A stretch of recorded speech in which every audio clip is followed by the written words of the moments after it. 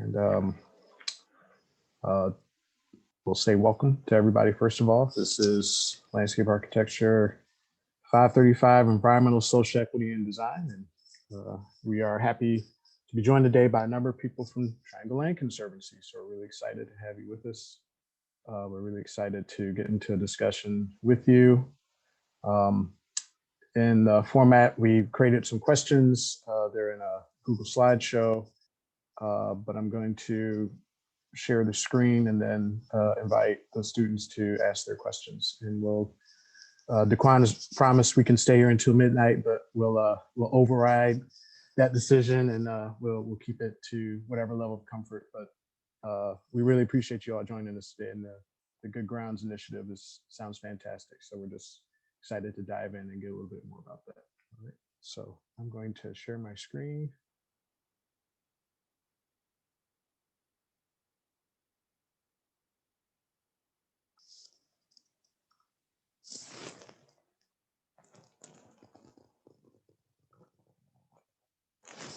And welcome you once again. Great. So thanks. Yeah, absolutely. Thanks for having us. So do you want us to just kick it off by introducing ourselves, Kofi? That would be great. Yeah, great. Yeah, so I'm Daquan Edmonds. I'm the Education and Outreach Manager with TLC. You probably all had the chance to at least hear my voice during the video we recorded and sent. So it's great to be here in person or over Zoom, but still in person. And yeah, we're excited to share and answer any questions with you all. I'll let Margaret or Elena or Eliza go next. I'm Margaret Sands. I'm the Land Protection Manager West for Triangle Land Conservancy. So I work in Orange, Durham, Chatham, and Lee counties. And yeah, I'm really excited to be here. I loved reading y'all's questions. So excited to dive in. Thanks, y'all. Good evening, everybody. My name is Eliza Laudley, and I am the farm manager for one of our properties out in eastern Wake County. So we sit kind of between Johnson and Wake. It's called the Williamson Preserve. So Elena and I are here kind of on the stewardship side of things. Daquan and Margaret will answer most of your questions, but we do a lot of the work kind of once we conserve a property. If TLC continues to manage it, we kind of fit into the community engagement and farming side of things at that stage. And then I'm also a full-time student here in the MLA. So happy to be colliding both worlds. And thanks for the opportunity, Kofi. Hi, everyone. Thanks so much for having us. My name is Elena. I am the Community Engagement Coordinator, AmeriCorps member at the Williamson Preserve. So that means I work with Eliza on connecting folks to the Williamson Preserve, or most recently opened both farm and nature preserve property. Yeah, it's great to be here. Great. Well, once again, welcome everybody. So we'll get started. Who would like to go first with the questions? I can go first I can go first in answering them. I think the students are supposed to go first, Daquan. I know, that's how it normally works when you're being asked questions. I mean, I can jump in first to read them to you if that's helpful. So my name is Austin Thompson, as you can see from my Zoom screen. So I was one of the group members for this group that put together these questions, and I think you guys have already kind of looked through them, and hopefully you kind of have a little bit of an understanding of what we're going to ask. But we wanted to just kick it off by kind of allowing you guys to maybe elaborate a little bit more on your introductions. Just kind of walk us through what brought you to TLC, how long you've been there, and then kind of the most rewarding part of your job. So kind of the thing that keeps you there and keeps you satisfied. Great. So now I guess is the appropriate time to answer the questions. Like I said, I'm Daquan Edmonds, the Education and Outreach Manager with TLC. I've been with TLC really only for going on 3 months here. So I started in December. So I'm relatively very brand new, but what brought me to TLC is I I guess I have a background in parks and recreation and had been working in that field for the last number of years. I recently graduated from NC State, got my master's in parks, recreation, tourism management in 2019, where my research focused on diversity and inclusion in the outdoors, and more specifically, African Americans in the outdoors. And I guess what brought me to TLC is, just from all of my experiences, working in the field and doing research and lots of readings and all of that good stuff. I wanted to come to a place where I'd be able to sort of apply some of the work that I've done in the past in connecting people to nature. And I think TLC is the perfect place to do that at. And although I've only been here for a brief amount of time, I think the most rewarding part of my job so far has been being able to, connect and meet different community partners and stakeholders. And really, it's been a lot of brainstorming for me at this point. And, just figuring out ways that we can best reach the community and reach a broader, more diverse community. So it's great to be here.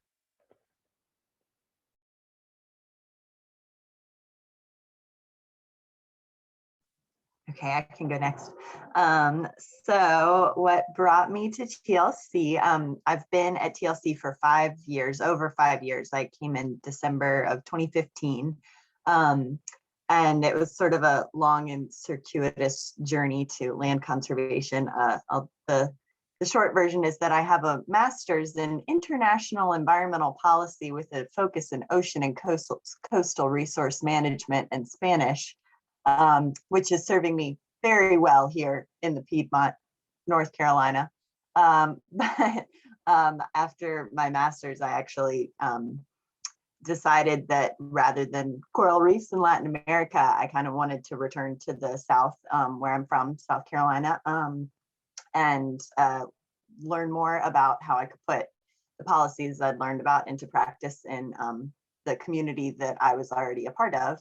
So I worked at an environmental law firm for a couple of years. And then what really drew me to TLC was the idea of being for something instead of against something, which I think that environmental law is so important. And I think that environmental activism and environmental justice movements and like watchdog organizations are just so critical to the environmental movement. But I also really appreciated and found my most comfort in the proactive thinking about avoiding harm in the future and how I can work with people who share that vision to make good decisions today that we're going to be happy about for many generations to come. So for me, land trust work was a really great way to bring all those things together. And TLC, especially in the program that you're going to hear about tonight, is about conserving for, not from. So we aren't going to developers or something and saying, you can't build here, or telling a landowner what they have to do with their land. We're saying there are so many great benefits, there's so many conservation values here.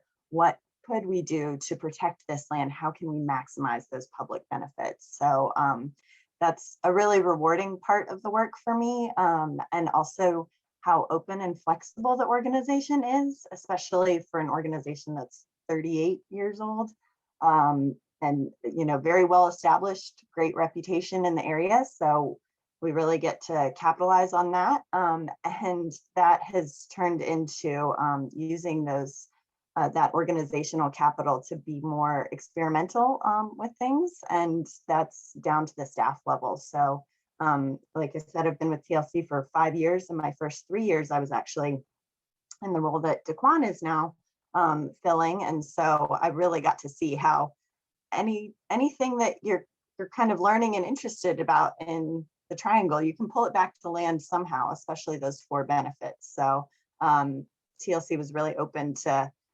staff going on learning journeys and explorations and working it into how we can bring it back to community benefits of conservation. So I was really into foraging for a while. We did a bunch of foraging series, and then we did a whole brewery partnership thing. And then with this racial equity journey as well, we've had a lot of support on how to work that into our mission and our organization. Margaret stole my reason, y'all, which is the brewery partnerships. It's a big perk. We did try to make a beer last year with Full Steam, and they said it was the worst beer that they'd ever made. So it's off and on depending on the year. But yeah, sorry, y'all. My name's Eliza, and I see some familiar faces in the room, but Kofi's actually been along for my journey for a big chunk of it. I was farming for 10 years, or I've been farming for 10 years in the Triangle. Came into my MLA to explore agroforestry. For those that are interested, I'm doing my oral presentation on Monday morning, first thing, about agroforestry. So that's been kind of a thread throughout my design work. And for those that aren't familiar, it's forestry mixed with agriculture, kind of on a similar piece of land. And so I really came into the MLA trying to figure out the technical aspects of grading and site design and planting plans and all these different things. I've been in 3 classes with Kofi, and he got to watch me totally freak out in my second year in a studio where we had a client up in Asheville who wanted to develop this big 100-acre site. And I went through the whole design process during the semester. And then like 3 hours before the end of the semester, where we're all like rushing to plot our base maps and make our posters pretty, I like freaked out. And I was like, I actually just want to conserve this piece of land. I don't want to develop it, because we were working with a real client. And so I almost blew up my master's program. I presented a blank base map to the jury panel and got roasted. Did not go over well, but learned a lot from that experience. And Kofi, encouraged me as I went into my interviews with TLC to really try to challenge that notion of, I don't know how to say it. I challenge the notion that like there is design that's needed, right, for the public sector. And we think about that in school all the time. And then there are some properties that should just be conserved. The development rights can be removed and we can conserve it. But what I'm really interested in is that blend. And forestry and agriculture for me are that really cool blend of how do we conserve working land so that people can stay on their properties and continue managing it. But how do we do that in a regenerative way? And that honors, indigenous communities and people of color who have farmed that land long before my ancestors. And so there are all kinds of cool social and environmental equity issues when you get into farming. And Elena can speak a little bit more about that. But we manage a preserve that was once the second largest plantation in North Carolina. So it's a really heavy lift to think about community engagement on a property that has a lot of collective trauma for a lot of people in the community. And so working with our team over the last, it's been almost 2 years for me at TLC, the most rewarding part is that community engagement. And when we find those partners like Kofi and others who are willing to help us kind of like bridge all these different topics. And I think the Good Ground Initiative is so exciting and cool, but it's definitely not just TLC. It's lots of partners coming into the table to figure it out, because reparations are not simple when dealing with land. So that's where I come in and hoping to graduate in May so that I can do this full time. We'll see. Elena, you want to take it away? Yeah, sure. So I'll just echo a lot of what Eliza said sort of about the key draws of the work. I did my undergraduate degree in anthropology, studying sort of environmental anthropology and science and tech studies. And I did my undergrad thesis work on community forestry projects in southern Mexico, where folks were basically in indigenous communities managing these like really incredibly biodiverse and functional forests autonomously. So there were sort of indigenous autonomous, indigenous autonomy claims that successfully passed in the 1980s. And so I was working at an organization that was essentially doing technical assistance for these foresters and sort of did research around that and got really interested in sort of questions of environmental governance and also sort of working lands conservation models and how, yeah, I mean, so that's sort of the space that I was coming from, sort of this interest in forestry, interest in anthropology. And post-graduation, I ended up moving to DC and working on environmental and climate governance research. So I was looking at how to sort of increase access to participatory processes in climate policymaking internationally, but was feeling pretty disconnected from like the South and where I'm from. And I think that like my sort of connection to the land is so rooted in like having grown up in North Carolina and actually having hiked on like TLC properties as a kid. And the Williamson Preserve just really resonated, I think, and sort of tackling these really intensely complex historical and sort of present social and cultural questions. But then also getting to do sort of like the day-to-day work of connecting folks to farming opportunities and getting folks out onto the land to hike. And so it's this really great mix, I think, of like really sort of deep thinking about the work and also like, I don't know, lighter sort of work. I don't know. Sometimes we're messing around on a tractor and like bush hogging fields, and sometimes we are like digging through archives, and it's been like a really great mix. And so I've been at TLC for about 6 months now. Yeah, and I think the most rewarding part is probably working with farmers. I think just hearing from folks who are like really excited to take on this really challenging and like often financially risky work, but they're just like so passionate about like producing food or I don't know, working on growing native trees. And like they're really excited about thinking about nature and conservation really expansively. So yeah, that's a little bit about me. Fantastic. Let's move on. Who would like to ask the first question? Great answers so far. Thank you all for just giving such passionate insight into your minds. With continuing that and looking more in depth into the organization, how is the board and governing body of TLC organized? Are community and POC members included to help inform the mission and values of TLC? Yeah, I can start with that one, and anyone else feel free to add your thoughts and perspective. I actually have a graphic that when we were looking at the questions, it was funny because we just came up with this graphic, I guess, a few days ago for our board retreat that's coming up. So I'm going to try to share my screen.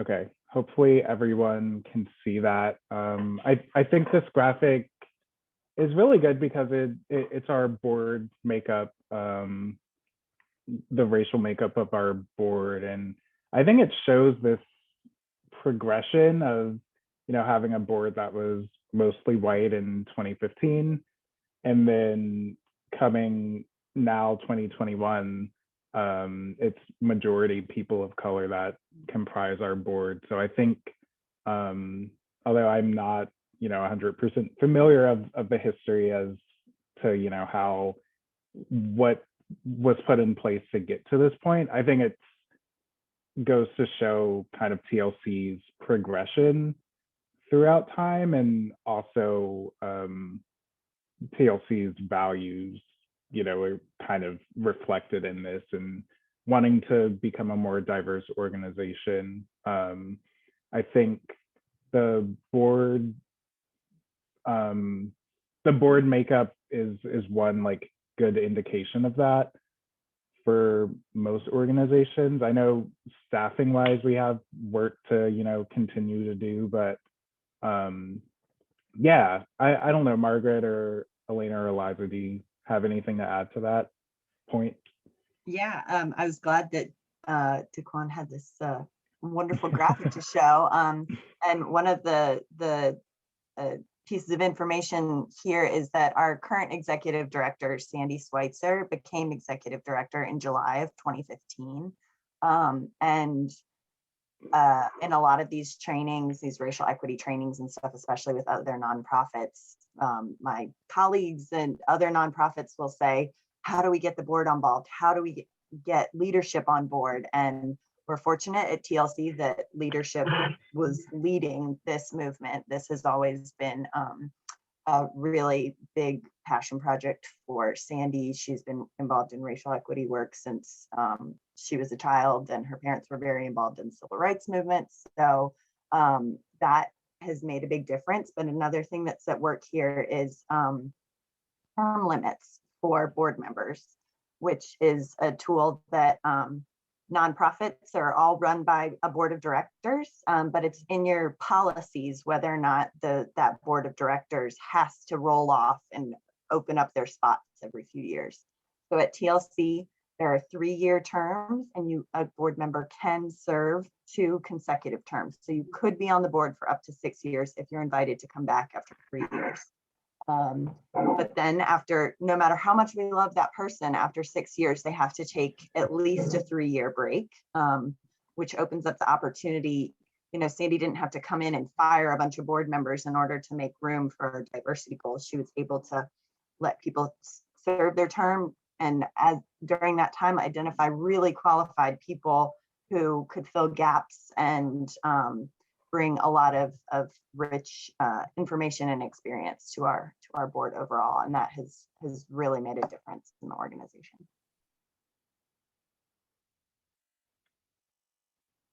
I'm going to stop sharing. I think that was well said. Thanks for adding that additional context, Margaret. It definitely helps if leadership is bought in when it comes to any goal, of course, but definitely with diversity and inclusion. And I think, I guess I'll also add, it's required for staff at TLC to go through Racial Equity Institute training, and I think all of these things put together kind of helps inform the work that we do. So. Good, Awesome. thank you. Who's next?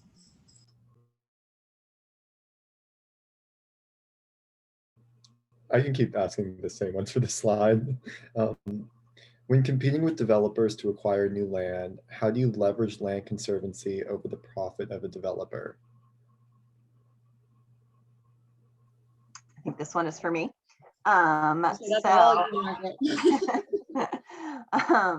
So I was so glad we got to sit in last week on the Durham Land Trust session as well. So thank you for inviting us to that, because one of our methods is very similar to theirs, is that you kind of have to get there first. So they were able to purchase all that property in the West End because there wasn't as much competition yet. And so that's part of what TLC does, is we're mostly working in the more rural areas of our territory where land prices haven't gotten as high yet. But also we mostly work with landowners who have a conservation ethic. So our sweet spot is sort of a landowner who's really thinking about the future of their property and what's going to happen to it when they're no longer the stewards of it. And that is really reflected in the price that people need for their property. There's absolutely economic factors to consider as well. But if someone has had an offer from a developer on their property in South Durham, and the developer said, we can give you $8 million, and then they say, well, I'd really rather have it conserved, so TLC, I'll give it to you for $8 million. We just aren't going to be able to make that work with all of the funding sources in the state. So there can be a sacrificial element on the part of the landowner, where they are giving up the opportunity to make the absolute maximum from developing their property, if that's an option where they are. A lot of times we do what's called a bargain sale, where the landowner will donate a portion of the value of the property, and then we'll find funding for the rest of it. So it sort of fills that gap with a tax deductible donation. So you can write that off on your income taxes. And when you get paid for the property, you can also write off some of the tax burden of that sale. But usually, and especially currently, while the triangle is growing so quickly, we have priority areas in the triangle, and we're trying to work in those areas and kind of get there first so that when development really gets thicker and spreads to those more rural areas outside of the urban centers, then there's already land there that's been permanently protected and can permanently be used for wildlife habitat, farmland, connecting people with nature.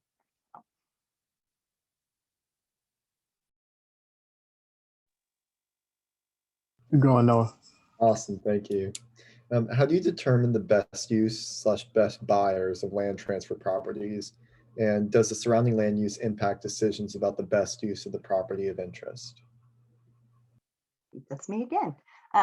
Yeah, so the Good Ground Initiative is still in sort of the early feasibility study phase. So we haven't actually begun transferring properties to anyone.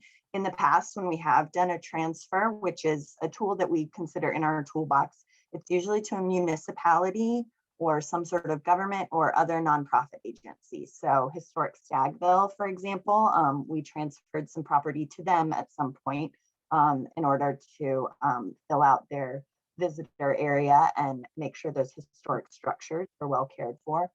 Little River Regional Park is another property that maybe some of y'all have visited. TLC transferred property to that joint operation between Orange and Durham County in order to make that park. So in the past, that's what a transfer has been for us. Now is the first time that we're really talking about transferring to private individuals again, and private landowners or groups of private landowners who might use a piece of property. And we are still doing the foundation program building for Good Ground, but I think that the most likely outcome is that we would have a Good Ground committee who would be made up of a TLC representative, but also representatives from the community, from the farming community, from the land justice movement, and hopefully a pretty representative group who would review responses to requests for proposals if there are cases where multiple people are interested in one piece of property, and then they would select who would take ownership of the land. And so that's how some other land trusts do it, where they have buy, protect, sell programs, is they also have this third party committee. And that's just important one for fairness, but also trying to pull out any biases that TLC staff may have and just find the best fit for a piece of property. And surrounding land use does impact decisions about the best use of a piece of property, especially if there's an adjacent conserved property. So if there's a property that TLC owns 100 acres, and then there's 10 acres next door that's available, that property, that 10 acres is a lot more interesting to us because we have the opportunity to make a corridor, and we're always trying to connect conserved properties so that we can make habitat corridors for wildlife, and so that we can protect watersheds, and just link up so that no piece of conservation is an island. Yeah, so I would say in that way, it does impact land use decisions. Best use. And then I think that would also, we are also talking about for Good Ground, like trying to cluster properties together so that there are kind of small farming communities made from this particular initiative. But in the past, it's been mostly habitat and conservation based as we're making those land use decisions. I hope that answers. That was great. Who's next? Hi, I will be asking you the questions on this slide. I also just wanted to commend you guys for the structure of how you structure your board. It really like cultivates a sense of diversity. I know that's been really big in just like social media and companies lately, of like the little pyramid of how like there's not a lot of diversity on top, but then the company claims they have a lot of diversity because there's diversity on the bottom. So like I loved that. But anyway, how does the Good Grounds Initiative work toward TLC's non-farming values of protecting natural habitat, safeguarding clean water, and connecting people with nature? I think I can, well, thank you so much for that compliment. And I think I'll go ahead and take the first stab at this question and talk about connecting people with nature, since that's my, my job role. I think TLC and the Good Ground Initiative has a really unique opportunity to sort of educate the public on these concepts of like land loss and sort of this loss of a connection with nature in people of color, and particularly African Americans. I know from my research, there's a lot of stereotypes and what have you about who is connected to the outdoors and how that connection looks. And I think through our education process with the Good Grounds Initiative, if we can like tell these stories of this deep history of connection to nature in people of color, and then illustrate kind of this land loss that occurred, for multiple different reasons, and that is still occurring, and frame that land loss as a loss of land, but also sort of a loss of this connection to nature.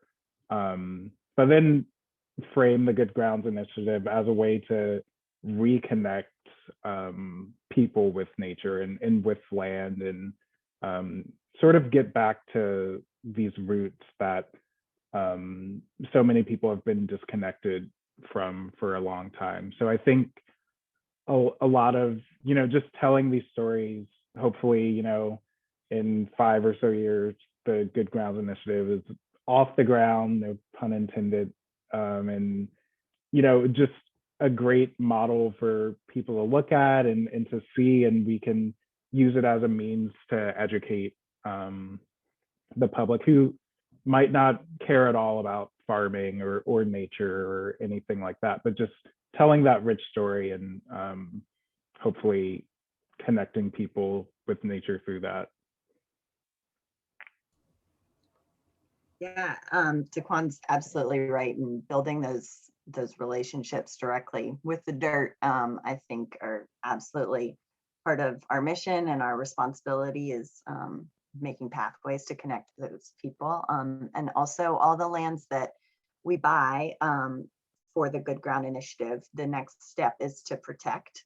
And so part of that, the conservation easements that we place will still be in consideration of those other benefits as well. So for natural habitat, one of the things we look at is significant natural heritage area, which is part of the North Carolina Natural Heritage Program, looking at some of the most rare and important ecological features of our state. So we always check projects for natural heritage area. And for us, it's a great thing, but we would make sure that, if there's a section of a farm that has natural heritage area on it, we would protect that portion and restrict, maybe you can have walking trails in this area, but you couldn't clear it for cropland. And similarly with clean water, we oftentimes, actually a lot of our farm easements are really clean water easements, because we'll put in required buffers. So the state regulation requires that you can't do anything within 50 feet of a stream, but best practice is really more like 300 feet of a stream. And so on an ideal property, we would have 300-foot stream buffers, but on a lot of our working lands easements, we also put in 150-foot stream buffers, so that you have to fence out any livestock or anything from the stream to prevent erosion. So therefore your land is still filtering water, because it's still going to be more absorbent than if it were impervious parking lot. But there's been extra consideration put in for that clean water.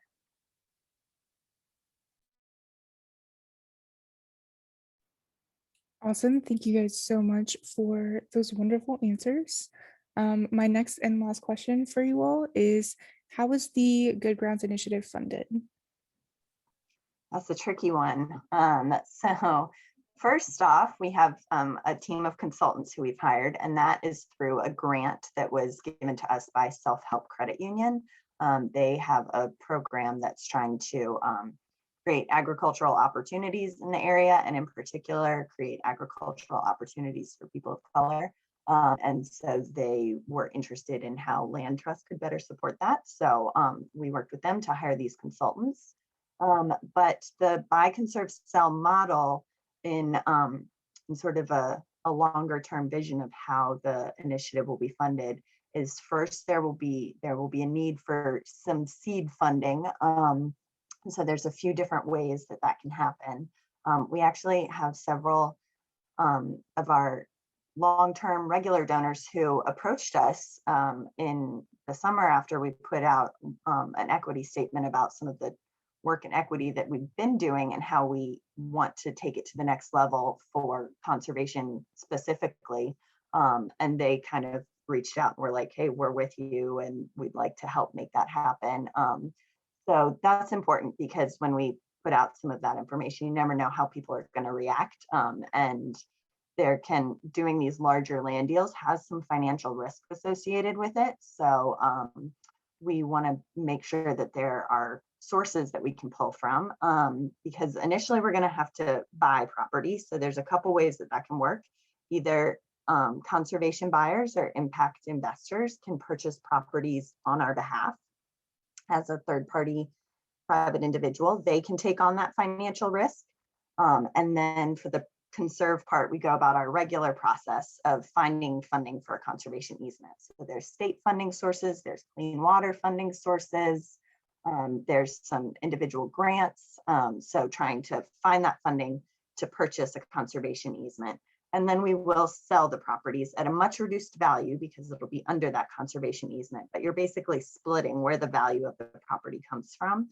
And so any proceeds from those sales of conservation easements or the properties themselves will be invested back into the program. So in the end, it kind of becomes like a big revolving loan fund where you look at the projects as sort of an overall portfolio of how many projects have gone through this process and how much money has gone out to purchase them and how much has come back in.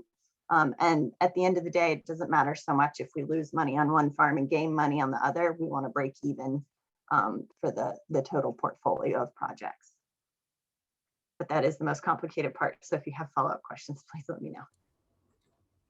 I did want to jump in real quick related to those two questions. When our group was thinking about these questions, we kind of came up after looking at the vision and mission statement of TLC. We were kind of like wondering why TLC were the ones who were doing this kind of equity work, because it makes sense because you're already preserving some natural areas and farms. But the mission and vision statement kind of lack that equity piece. Are you, and it sounded like you have some partners. Do you have partners that are more focused as far as their mission within that realm to help you all out with that? Just what were our thoughts were on? Yeah, it's a great question. And we have lots of partners for this project in particular. And that is one of the reasons I felt it was so important to hire consultants to build out the Good Ground Initiative, because I wrote the draft proposal of like, here's the buy, conserve, sell tools, here's the way to purchase options, here's the things that I think we could turn to fit this equity lens that we've been upholding in our organization. But I also know that there are people who have been doing work in this realm or adjacent to this realm for a really long time and have great ideas and insights about how the organizations like TLC, who've been here for 38 years, could have been helping this whole time and how we should be helping as we move forward. So we are working with lots of different partner organizations to bring that equity piece. Black Family Land Trust is another land trust organization that's been really helpful in thinking through the ways that a land trust can support landowners beyond just conservation easements and land purchases. Center for, Land Loss Prevention Project here in Durham gave us some early feedback on the proposal that was just so instrumental and helpful. And both of our consultants are also Racial Equity Institute trainers and staff members. And as Daquan mentioned, all of our staff go through the Racial Equity Institute training, and that's where then we're encouraged to work that into our individual work plans. And one of the things that we have been discussing is and some of the blowback from some older members of TLC as we've been putting out more information about this journey. They've said, well, stick to the mission, stay in the mission, whatever. And we see, as part of our mission, like sharing these benefits with every member of the triangle. And we're like, look at our nature preserves, look at our landowners, especially. We have not been fulfilling that part of our mission. And so, yeah, I think that we're having our board retreat over the next 2 days, and we have discussed if there's a way that we should change the language to be more explicit, because when I read it and when our executive director reads it, we're like, it says every member of our community, like that. We're not doing that. That's very clear that that this is something that's a gap that we need to address, but it's not as obvious to everyone. And so we want to make sure that people know why this is important to us. And I guess, so for why TLC, I think because we do have the organizational resources to be kind of flexible and explore these things. We have 27 or more than 27 land trusts in North Carolina.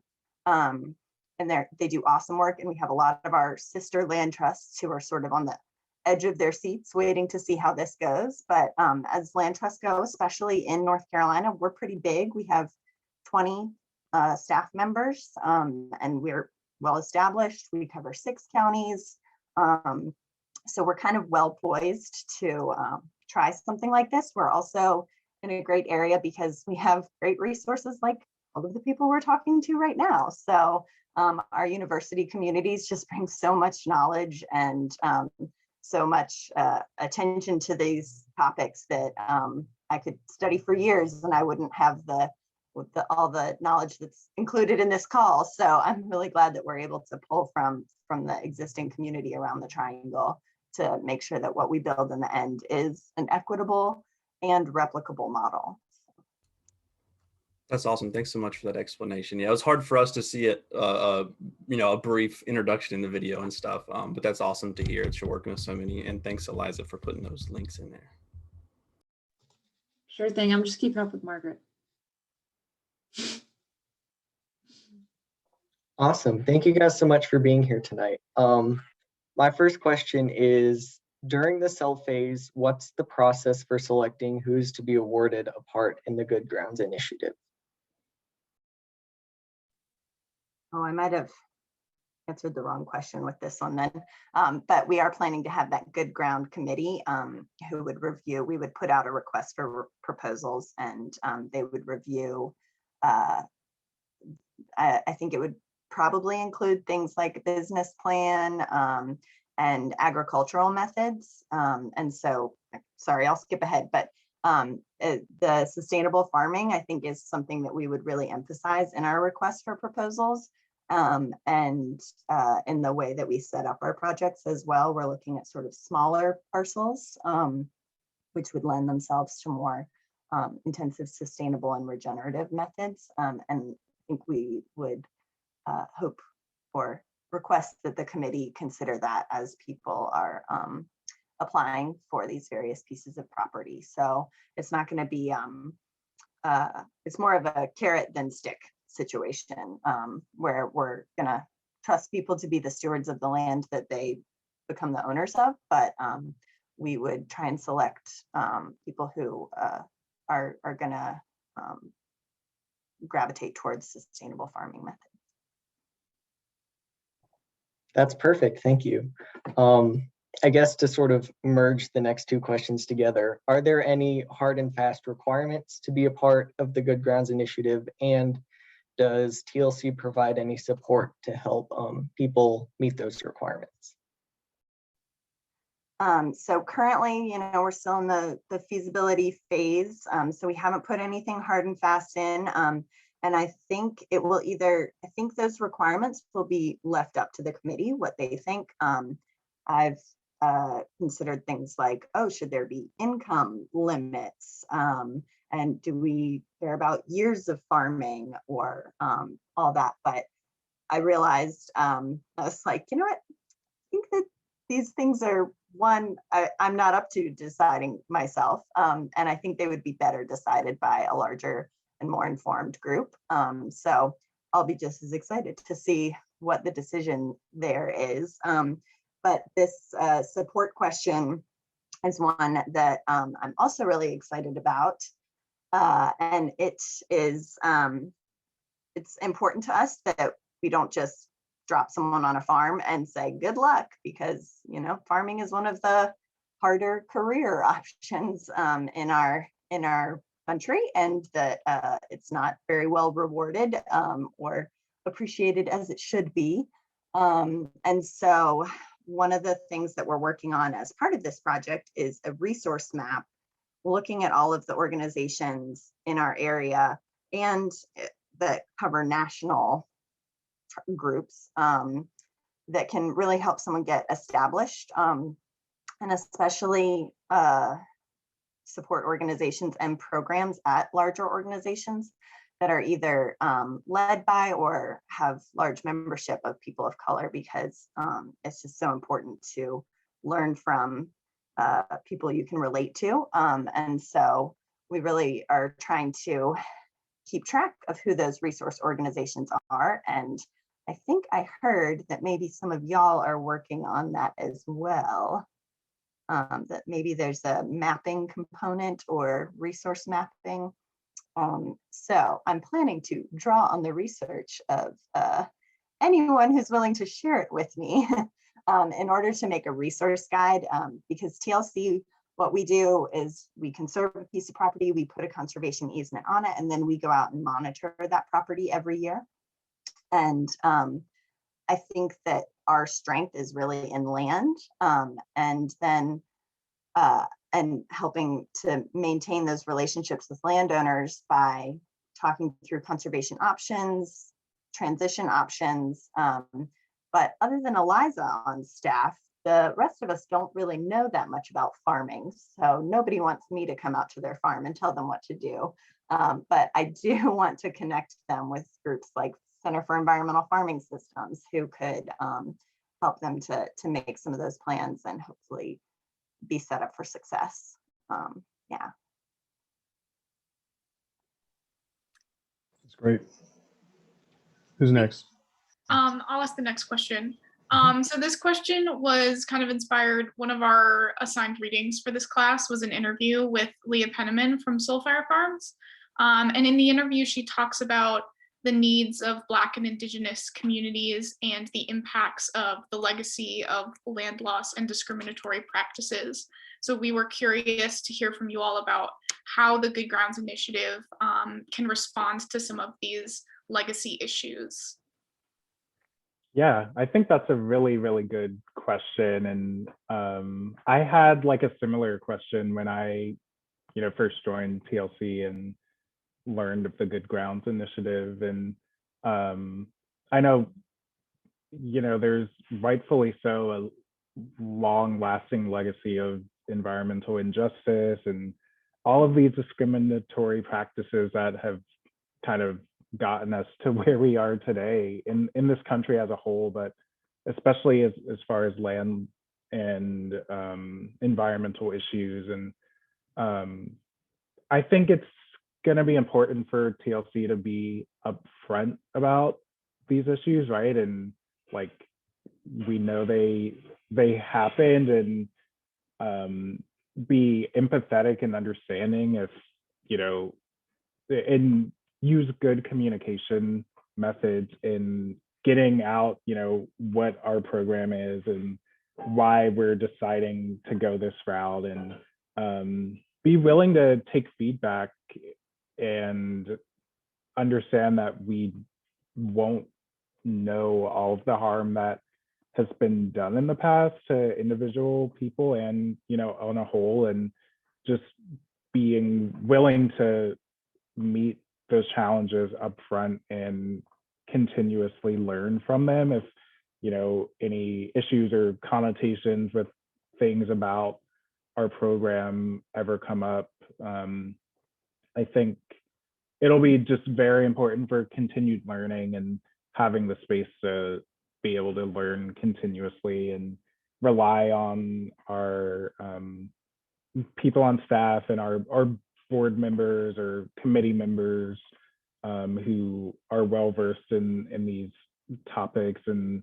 then also, of course, relying on consultants when there's a need for that. So yeah, I think the first step is going to be understanding that there is this legacy and history that have left a lot of people in the dust and rightfully like weary and mistrusting of some of these issues, and just understanding that and meeting it with empathy and continued learning throughout the process. Yeah, and I would say that that's been sort of where this whole conversation started, especially for me. Last year, we, well, gosh, I guess it was 2 years ago now because we lost a year.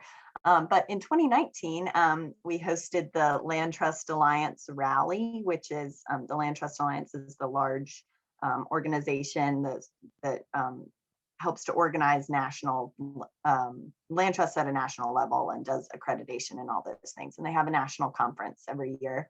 And in 2019, it was in Raleigh. And so TLC organized several field trips. And one of the field trips that I helped to organize was to historic Stagville and Horton Grove Nature Preserve. And I had done the tour several times before, but and if you haven't been to historic Stagville, I highly recommend that you visit. And they really tell the story of the Cameron Plantation, at one time 30,000 acres, 900 enslaved people, from the perspective of those people who were doing the labor that built generational wealth on that plantation and for the people who came after in the Cameron family. But the people who were doing that labor were not reflected in the wealth building that was happening there. And there's a brick where you can see a thumbprint that's from the time of the craftsmen who originally worked on the Cameron plantation and then eventually built Durham, because they took those skills to the city where I now live, and it became a thriving city with an economy, because there were so many skilled people who had been enslaved and not paid for their work on that plantation. And it was just very stark to think about how that leaving an entire population out of the wealth that accumulated through generations then led to TLC owning several properties that can be traced back to that plantation. And that we purchased those lands in many cases from individuals or from developers, and that there's just this whole sector of the economy that was just left out and was missing. So then in March, I went to the Organic Growers School, and I had been mulling on this idea about using conservation tools for land ownership representation. And I had never heard of Leah Penniman, but she was the keynote speaker. And oh my gosh, she was so great. And I presented my idea in her workshop session, and she actually gave me some really useful feedback, including the thing about having a committee select who becomes the landowners of the Good Ground Initiative. And so everything in this initiative, down to the name Good Ground Initiative, is actually from one of her harvest songs in her book. So I am a huge fangirl of Leah Penniman, but Eliza knows I have a problem with hero worship, so I'm trying not to put too much pressure on Leah. But she also started a land trust, the Northeast Farmers of Color Land Trust, that has done some really great webinars, really great information on this work. Yeah, so all of this is sort of in response to that, but also not nearly enough. So one of the initiatives that she's working on now is the Justice for Black Farmers Act, which would be kind of a national and policy-driven version of this kind of land justice movement. And I think it's wonderful. And I know that TLC is a small organization working in only 6 counties. And if everything that I do here becomes obsolete, this becomes national policy by the end of this year, then I will be thrilled. Because as we've discussed, there's still like a financial component to this, and that negate the whole idea behind reparations, probably. And so I think that there's still lots of improvement that could be made by land trusts, by nonprofits, and by government in order to, if we're gonna try and use what we're doing today to fix previous wrongs. So.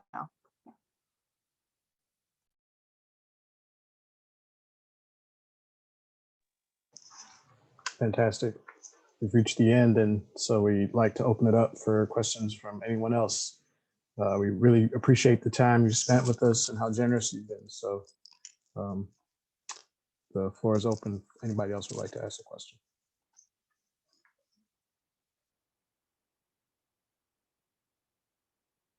Go ahead, Russ.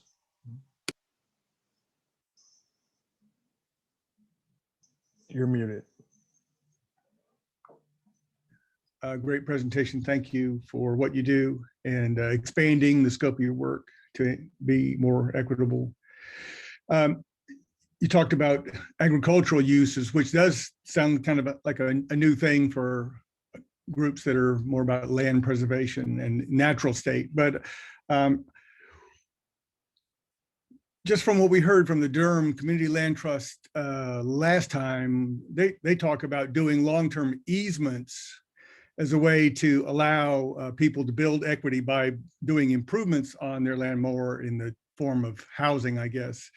But it sounds like what you do is you sell easement restricted land, or am I wrong? Do you have a similar kind of bifurcated situation where you keep the ownership of the land, but you give long-term leases for agricultural uses that people can obviously then make a productive living and improvements on the land that then they can benefit from? Eliza, do you want to talk about our current structures, and then I'll talk about easements? Sure. No, it's a great question, Russ. And you're right that a lot of land trusts do not step into the space of working lands because it's really complicated. As I'm sure we can all appreciate, when we often think of land trusts and conservation, we think of state parks and, kind of, as you said, natural state, like parks that are not including working forests or working lands. And so I found TLC because I found that the most interesting intersection. And I think Margaret would agree in kind of building out the Good Ground Initiative. That's the exciting piece of it. And to go back to Leah Penniman for a second, also fangirl of hers, but one of my favorite quotes from her book is that all revolution begins with land. And so I want us to think about that as landscape architects as well, that we could be doing more work in this space around agriculture and working lands as that revolutionary tool, because we too are moving and shaking and forming those properties. So that's a broader response to your question, Russ, but I just think that that's what makes TLC unique. And that's what I think makes the Good Ground Initiative unique, is we are using traditional conservation tools, but in a new way. So at the Williamson Preserve, where Elena and I work, we used a very traditional set of conservation tools to work with partners, purchase a piece of land. I'll let Margaret go into how that was purchased because it's kind of complicated. There are 3 different easements on the Williamson Preserve. So depending on where Elena and I place farmers on that property, they have very different management practices. But that's an example of where TLC retains ownership and management of a property. And so that's a very different model of agriculture and working lands than the relationship that Daquan and Margaret were describing, where we would transfer ownership to a farmer who would then implement their own strategies. And I'll put some more links in the chat if I'm not overwhelming y'all, but we work with a number of really cool agricultural groups on properties that are kind of an interesting mix. So most folks know like Mapleview, if you've ever gone to get ice cream at Mapleview, we have an easement on their farm. So they're continuing to farm, but we have an easement on it.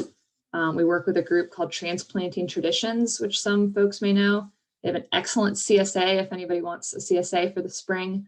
So we work with these different partners who maintain kind of their own agricultural practice. That's kind of one bucket. The other bucket is where Elena and I are, where we manage the preserves as TLC staff, but we partner with farmers. And then what Margaret's describing is kind of a whole new bucket that we are just now stepping into, but again, using those same agricultural tools to kind of mix it up.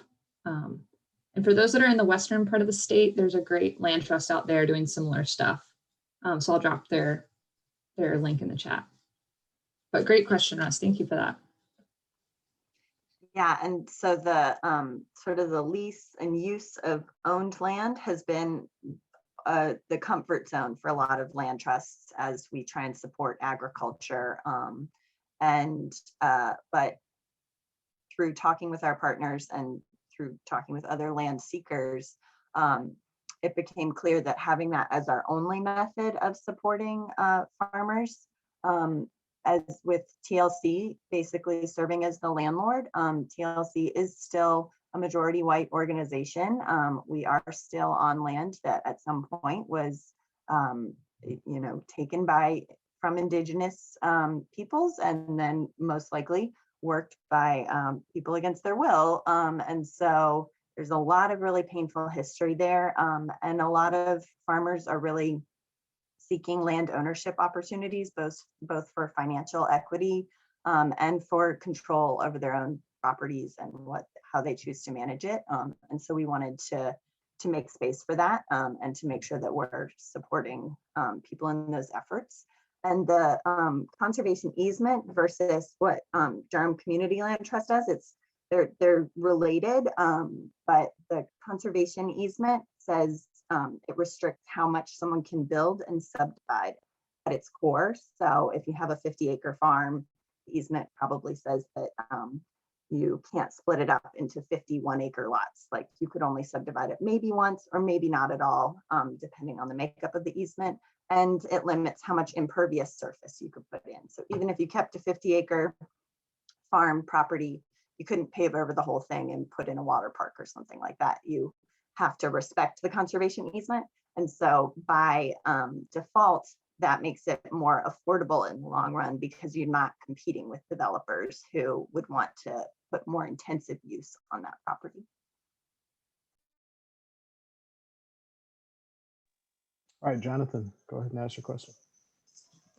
Yeah, hello, thank you so much. Yeah, I can appreciate the presentation from the folks from TLC. Thank you so much. You guys seem to be really doing a lot of great needed work. My question is, and again, it's kind of answered partially by what you just explained just now, but my question is, instead of kind of like buying land and focusing energy and resources on buying land, could it be more beneficial, or could it be a good thing to kind of focus efforts on advocacy and maybe trying to get and regain land that was stolen from Black people, descendants of slaves and the like, and try to create legislation around that to basically get that land back into the owners?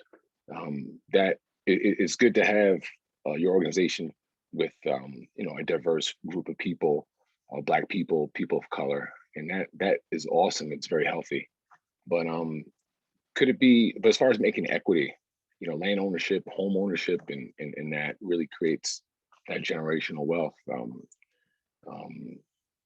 Is there anything that maybe your organization would focus on trying to get like advocacy to really get that stolen land back into the people who it was taken from?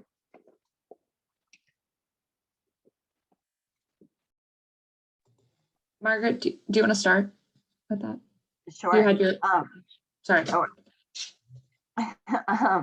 Yeah, so I think that there is a really important advocacy piece to this, and the land justice and the land back movement in particular have just great policy suggestions. And I think the Justice for Black Farmers Act is a really good example of how those things are becoming mainstream. And so TLC is supportive of those larger policy solutions. As a land trust, we're in sort of an interesting spot as a 501c3 nonprofit. So we're not allowed to do any lobbying. We are members of organizations that can lobby on behalf of land trusts. So the Land Trust Alliance, for example, is usually handles like federal policy things for us. And then we're members of a group called Land for Tomorrow that is the state conglomerate of land trusts. And so we work through those entities to support policies as they come up. So I just recently wrote to the Land Trust Alliance and was like, where's the support for the Justice for Black Farmers Act? Because land trusts are called out in them, and we absolutely need to be putting national effort behind this. So TLC as a local organization and land trusts are notoriously kind of neutral politically, but we can support certain policy things, especially if they have local impact on our lands. So yes, I think that there is an advocacy piece. That's not our strength as an organization. So this is where we've kind of started from, but I also hope that as we're applying for funding from state organizations, applying for funding to support this and purchase land and make land affordable from other foundations and things, that this is demonstrating a need and demonstrating support from land trusts, and that hopefully it will continue to open up more opportunities. But I think that, yeah, again, if this were all replaced by a big national correction, which is what is needed, then that would be fantastic. Thank you for that. Appreciate that. Good. So we'll do Steph and Sarah, and then we will make our way. Go ahead, Steph. Hey, thanks, guys. This has been fantastic. I'm asking you to do a little bit of future casting and a little bit of helping us appreciate the scale of what you do, or the scale of impact. So first part is, you mentioned that, for instance, one of the pieces of property you were looking at is because it's farmers that are aging out and looking to do something with their property. Where in the next 20 years do you see the trends going as far as where you're going to be able to get more property, specifically for the Good Ground Initiative? And then tied into that, if someone were to drop $10 million into your lap for the program, how many Black people's lives could be impacted by that $10 million? Farmers. Who brought their crystal ball? These are such good questions. Yeah. Okay, so for the aging out and where we think we'll see people interested, already I've seen, we've gotten some calls from Orange County. There's a rural buffer zone in Orange County. So even though Chapel Hill and even Hillsborough have developed pretty intensely, there's still a lot of rural farmland there. And so I think, and across the state and across the nation, the average age of farmers is, Eliza, it's over 65. Yeah, so the population, sort of anywhere there's farms, there's people aging out. But we have had a lot of inquiries from people about yeah, how they could transition their land and make it work well. In Chatham County, one of the things that I find very fascinating is the Back to the Land movement really had a home in Chatham County, and my dad had aspirations of being a Back to the Land guy before he met my mom. But so a lot of people who moved to Chatham in the 70s and purchased cheap farmland in order to live sustainably are now really interested in planning for who's going to take over that land, and they tend to be pretty motivated to participate in the racial equity movement as well. So I think that there's probably going to be some good interest there. And also in Durham, in particular in Northern Durham, I have some funding sources available through watershed protection and actually through the rural buffer protection zone for Camp Butner that that makes there some more options for purchasing land in that area that hasn't gotten so overpriced yet. And yeah, Eliza just put Earthseed Collective in the chat, and they're in Northern Durham, and there's a really cool sort of Bahama area farmer community up there that I'm hoping we can continue to grow. Eliza, did you want to add to that piece? It's such a good question, Steph. To your second question, I feel like that's a really hard number to put on it for me personally. I know there's lots of other folks who may be able to answer that, but you could potentially answer it in a different way. I mean, I'm a kind of tongue in cheek, like what would happen with $10 million? What could you do? Right. I mean, personally, I think I'm really interested in the question that Jonathan, and his camera's off now, but that Jonathan was asking about how we put that money towards decolonizing land trusts as a entity, which is I mean, we all spend a lot of time thinking about this, and it kind of reminds me of like the same conversation we're having in design of like, how do we decolonize city planning or landscape architecture that was founded by people like Olmsted? You know, it's just like taking these systems and really breaking them down. And I think that's personally where I would want to spend that 10 million, is trying to think about how do you do that? How do you really take the tools and turn them on their head? But to answer this farmer impact question, I think the reason I put Earthseed Land Collective in there is because I think in order to survive right now as a small farmer, period, but especially a person of color, I think cooperatives are the most resilient way forward, because the entrance to every single step of farming is so expensive. I mean, you could break that down in every possible way. And then you add the barrier of being a person of color in the farming sector, or being a female farmer of color. And, you know, the odds just stack up against you. And I think what Earthseed is doing is incredibly cool, where they're collectively organizing for advocacy.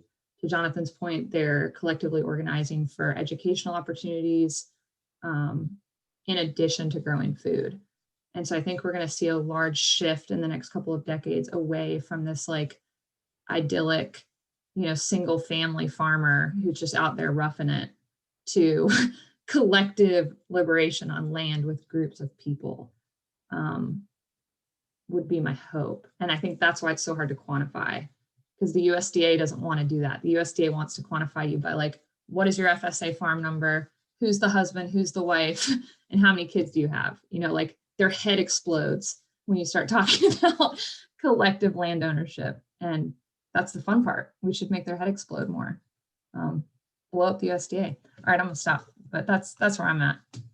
Yeah, and I think that's dead on with the collective models. I spoke with the group yesterday. You know, they have 20 families looking to share 100 acres and try and become self-sustaining. So it's hard to know, you know, how many people that could really impact, not just now, but in the future, because the idea is that this land will be protected in perpetuity and can continue filling this role.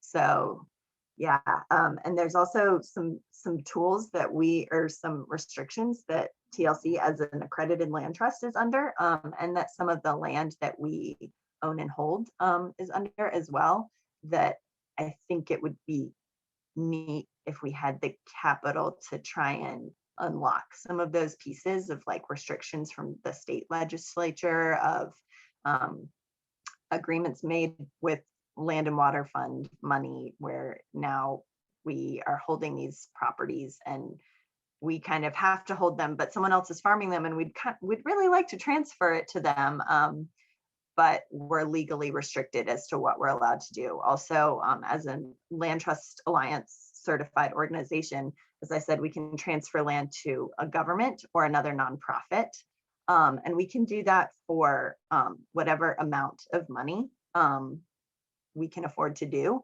But to a private individual or group of private individuals, we have to sell land at appraised value, even if that's conserved appraised value. So we'd like to be able to drop the cost of land even more to Jonathan's point. I mean, should we even be charging for it at all since it was stolen in the first place? Probably not. And so there should be further recognition of other collective groups as well, because nonprofits don't work for everyone and they have their own issues as well. So everyone shouldn't be forced to start a nonprofit just so they can afford to buy land. And yeah, so I think, I don't know. Let's give us the $10 million and we'll figure it out later. How about that?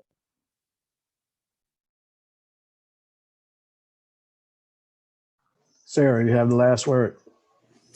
Hi, I was just going to ask a question about, I was glad that the group brought up board demographics and how the executive board makes decisions on how the how your land trust works. And so I was wondering, it seems so obvious now because that Margaret said that term limits are helpful.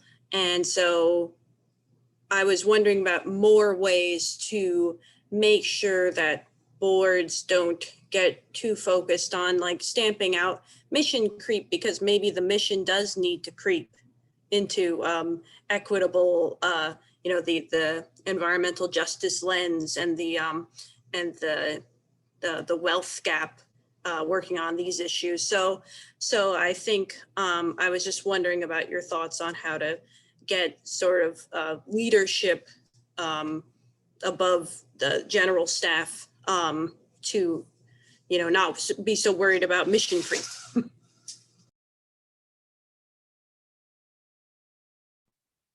Well, Daquan and I are presenting to our board tomorrow, and we discussed this a lot in our preparation because there is a bit of an art and a science to managing up or, managing with your board. And so I'll give you some of my secret sauce. We'll see if anybody sells me out. I don't know. Is anyone on the TLC board out there? I can't tell. But yeah, so some of the things to think about is that a board of directors has a few very specific responsibilities in a nonprofit. So they aren't, calling me every day and saying, Margaret, what are you up to today? Like, oh, can you do this for me? Like that's day-to-day operations is not what the board of directors is for. They're about setting the overall direction and setting the overall operation. So they hire and fire the executive director. And they're financially responsible for the organization. So if TLC crashes and burns and we have all this debt and we are closed up shop, we're totally done, the board of directors and those 18 individuals have to dig into their pockets and either find that money themselves to pay off our debts or figure out who it's going to come from. And that's a big responsibility. So hopefully, knock on wood, that doesn't seem like it's going to happen for an organization like TLC. We have been pretty financially sound for a while. So when you sign on to a board, you're not really thinking that, but that's one of the agreements that you make. So unfortunately, a lot of times making a financial argument can be one of the ways that you can really pitch something. And also relating it to things you're already doing and things that organizations like yours are already doing. So especially when we hosted Rally in 2019 and people came and did all our field trips and they did all our workshops and oh, TLC is just such a great land trust. Y'all are so far ahead. Oh, wow. And the board got to come to Rally and they put TLC on their name tags and everyone was like, oh, y'all are the ones who did that field trip. Oh, you're the ones who led that agroforestry workshop. Like, oh, this is so great. And they got to see how much credit that gets in the field of land conservation and that these things do really matter to our field. And it's the direction that we're all kind of headed. Also, they got to hear the keynote addresses from the speakers that year and hear that these are things that across the board, land trusts are starting to be more proactive about what it means to be a landholder in a community and a catalyst in your community as well. So keeping the board engaged in the education that your staff is doing and remembering that they're probably not doing that on their own. So sending them digestible video links and articles, the things that we sent y'all, a lot of that we sent to our board to prepare for the retreat tomorrow. So bringing them along as far as the learning that we've been doing and been really inspired by. And the dollars and cents of it. One of the aspects of Good Ground is that TLC owns about 7,000 acres. Some of that is like Williamson Farm where Eliza works. And some of it is random properties that people gave us in the 90s. And we're like, sure, we'll take any land. So do we really need to own 5 acres in the middle of a Chapel Hill neighborhood? Probably not. And so maybe it would be a better use of our stewardship team's time and better for everyone involved if we were able to conserve and then sell that property to a group who's looking to start a community garden for survivors of domestic violence in the Chapel Hill community. And so that's kind of a win-win for the organization and for the finances of the organization. And it's those kinds of projects that we're hoping will help to balance out. It'll reduce the management load for TLC and help make up for some gaps on some other properties where we might lose funds. So those are the ones that our executive director coached us to, yeah, put those at the top, make nice big slides about those ones. So yeah, kind of looking at the dollars and cents, looking at what you're already doing and what others in your industry are doing. Yeah, I think Margaret touched on a lot of the things that I was thinking. And granted, I don't have lots of experience with the TLC board but you know, just in my work with other nonprofits and sort of from the conversations I've had thus far, I think that when Margaret brought up, you know, TLC hosting the rally conference and board members being there, getting to see all of the cool things that other land trusts are doing and people recognizing TLC for their great work. I think, I don't want this to sound the wrong way, but like, I think a lot of the time it's about presenting things in a way that is good for people's egos, right? Like it's always great to be a representative of a really organization that's doing cutting edge things. And even if, you know, you're a board member who doesn't agree with, you know, that doesn't agree that, you know, we've stolen land and, you know, these things that they might not get, not saying that we have board members like that, but I'm just speaking in general terms. I think positioning it in ways that aren't, you know, exactly about the moral responsibility that TLC has, but, you know, this is a cutting edge thing. This is something that we can be recognized for. This is something that can make us money. All of these different reasons. So I also think a lot of it has to do with actually getting to know the people on your board of directors, either before they become board members or while they are board members, and really seeing what, you know, they're interested in, and if there's a natural tie to something you're trying to get off the ground, and you know, this board member over here is an avid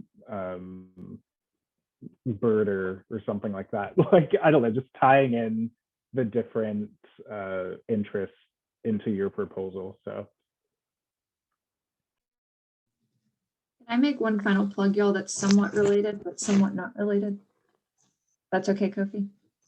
That was a bad ask, but we're gonna let I it know, slide. I know. We'll let it slide. Go ahead. It'll be super fast. Elena, I was gonna ask you to just briefly mention the RFP since we have peers that are listening and might know people. Yeah, so this is really tangentially related. We just released an RFP, a request for proposals for folks wanting to do sort of small scale, either like market gardens. We're looking for small livestock, beekeepers, anything like that that'll fit on 2 acres or smaller out at Williamson. So we have a rolling application right now. you're basically just working with Eliza and I, and it's low cost farmland with technical support from partners at state and Wake County.